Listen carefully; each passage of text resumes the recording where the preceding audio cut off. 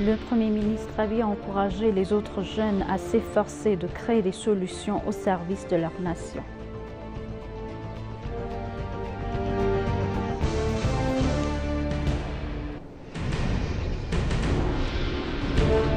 Le service national de renseignement et de sécurité a organisé un programme d'iftar avec les parties prenantes.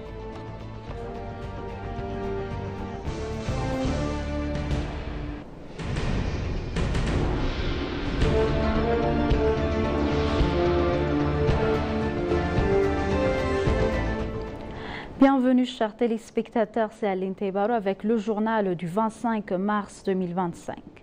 Le Premier ministre Abiy Ahmed a souligné que les aspirations nationales de l'Éthiopie à l'autosuffisance et à la substitution des importations ne peuvent être réalisées que par une innovation continue et un travail acharné. Je suis heureux de voir notre jeunesse ambitieuse canaliser ses talents et ses idées vers des innovations significatives et concrètes grâce au défi de Skill Ethiopia, a déclaré le Premier ministre dans une publication sur les réseaux sociaux. Le Premier ministre a également encouragé les autres jeunes à observer des besoins urgents des communautés et à s'efforcer de créer des solutions au service de leur nation. Il a ajouté « J'appelle également toutes les parties prenantes, y compris le monde des affaires, à soutenir ces jeunes innovateurs et les autres jeunes innovateurs dans le renforcement de leurs capacités de production. »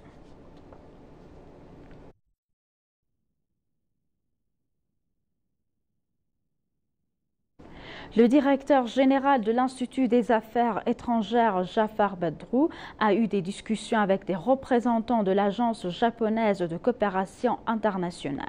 La discussion a porté sur des options permanentes permettant aux institutions de créer une collaboration plus approfondie. Des initiatives de recherche conjointe, des consultations politiques et l'organisation conjointe de forums de discussion de haut niveau ont également été évoquées comme des questions sur lesquelles les institutions pourraient travailler. Il a également déclaré que les institutions avaient l'intention d'utiliser leurs capacités professionnelles pour promouvoir conjointement le transfert de connaissances, le renforcement des capacités et l'élaboration de politiques. Les informations obtenues par l'Institut éthiopien des affaires étrangères indiquent que la discussion contribuera à renforcer les relations éthiopiennes-japonaises grâce à la coopération institutionnelle.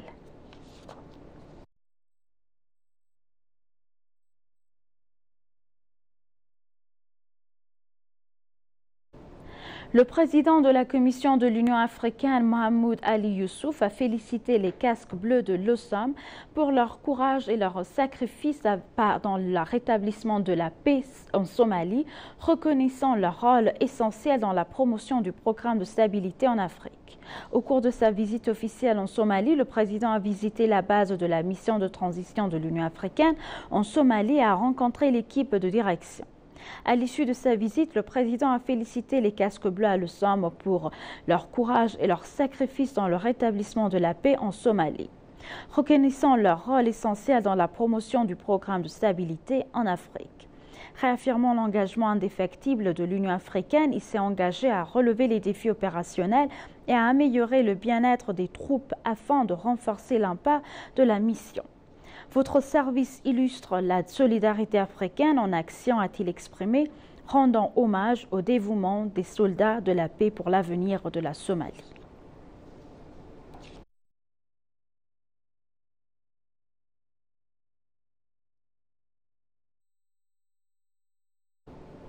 Le service national de renseignement et de sécurité a organisé un programme d'iftar avec les parties prenantes. Le programme d'iftar organisé par le service a été suivi par le vice-premier ministre de la République fédérale démocratique d'Éthiopie, Tamaskan Tourona, le vice-président du Parti de la prospérité et du chef du Centre de coordination pour la construction de la démocratie au rang du vice-premier ministre Adam Farah, le ministre de la paix Mohamed Idriss, le directeur général du service l'ambassadeur Redouane Hussein et d'autres hauts dirigeants et invités de l'institution ainsi que des parties prenantes nationales et étrangères. Il a déclaré que la tenue du programme d'iftar au niveau institutionnel renforcera davantage la culture de collaboration, d'amitié et de coopération entre les acteurs nationaux et étrangers du secteur de l'information et de la sécurité. Il a également été noté que diverses agences de sécurité et de renseignement national ainsi que des parties prenantes externes travaillant en collaboration avec le service étaient présentes au programme d'Iftar.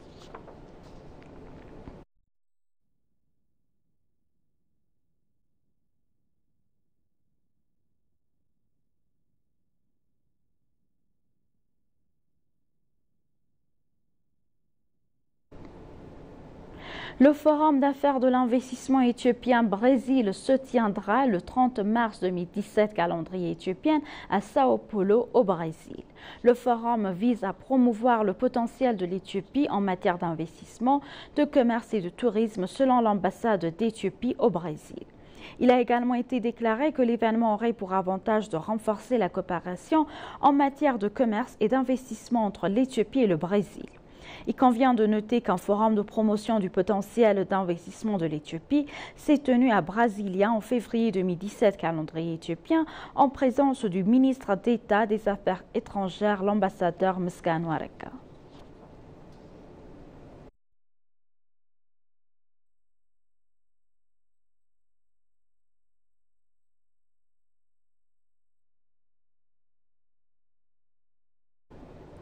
Le ministre de l'Agriculture, Girma Mente, a déclaré que le programme mis en œuvre par l'Institut de transformation agricole avec le soutien du gouvernement danois est efficace. Le ministre a discuté du développement d'agriculture orientée vers le marché du Kutagatem avec l'ambassadeur du Danemark en Éthiopie, Sun Gorstrap.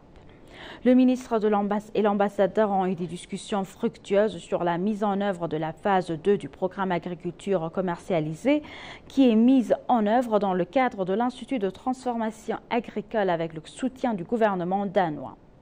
Le ministre de l'Agriculture a remercié le gouvernement danois pour sa contribution à l'exposition, à l'expansion de l'agriculture orientée vers le marché dans la première phase de mise en œuvre du programme. L'ambassadeur Sun Gorstrap a pour sa part expliqué les changements concrets obtenus dans les régions où le programme est mis en œuvre au cours de la première phase de mise en œuvre. Il a confirmé que le soutien continuera d'être renforcé dans la deuxième phase de mise en œuvre. Le programme a été mis en œuvre dans la première phase de la région du Tigray, d'Amara, de Oromia, de Sidama, du sud-ouest de l'Éthiopie et du sud de l'Éthiopie et du centre de l'Éthiopie et il a été annoncé lors de la discussion que la mise en œuvre dans la deuxième phase inclura les régions de Benshangul-Gumuz et de Somalie.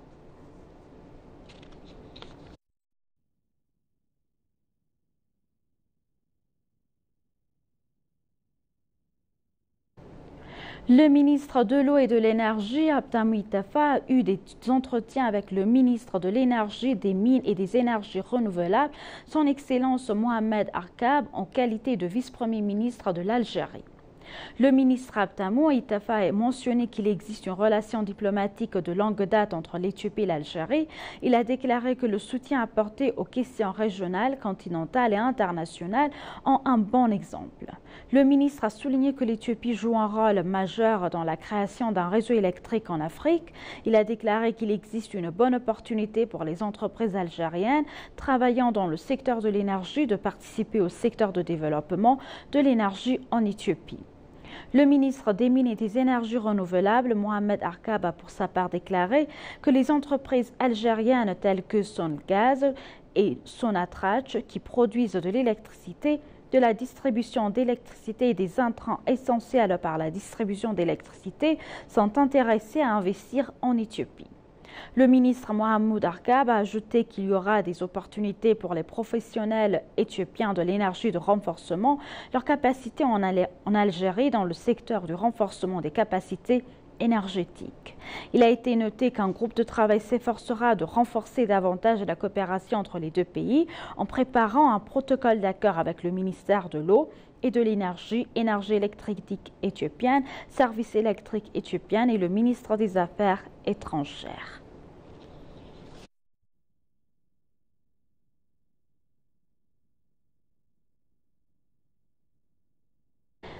Et pour conclure le journal, Midrock Investment Group a reçu à l'aéroport international de Bolé un nouvel avion moderne acheté pour 3,6 millions de dollars américains. L'avion a une capacité de 14 personnes et peut facilement atterrir dans les zones rurales où il n'y a pas d'aéroport organisé. Amir Abdulwahab, PDG de Transnation Airways, une société sœur de Midrock Investment Group, a déclaré à ABC News. Il a également noté que le nouvel avion nommé Sena Caravan X fournira une capacité supplémentaire pour faciliter les opérations de Midrock dans les secteurs miniers et agricoles. Ils ont également indiqué que l'avion fournira des services charter aux visiteurs et aux demandeurs de services dans le cadre d'un contrat. Ils ont également indiqué que l'avion avait été fabriqué par le constructeur aéronautique américain Textron Aviation.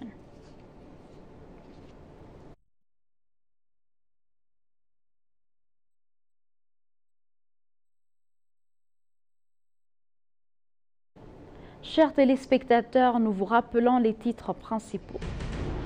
Le Premier ministre Abiy a encouragé les autres jeunes à s'efforcer de créer des solutions au service de leur nation.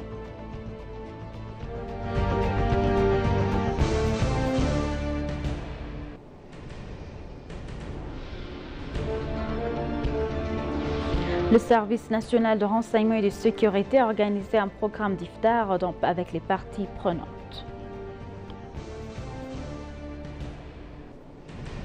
Merci chers téléspectateurs, c'est la fin du journal. C'était Aline Taibaro avec le journal. Restez avec nous avec le reste des programmes. Bonne journée.